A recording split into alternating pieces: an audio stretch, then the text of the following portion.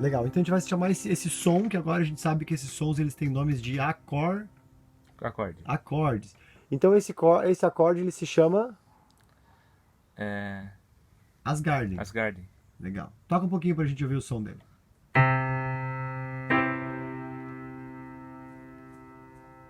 Legal. Toca ele tudo junto. Toca as duas mãos juntas.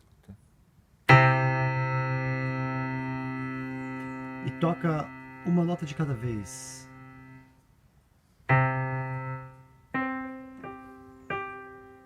Mais uma vez. Isso, então. Aqui, aqui, aqui. Aí, mais uma vez. Asgarden. Legal. Gostei do nome.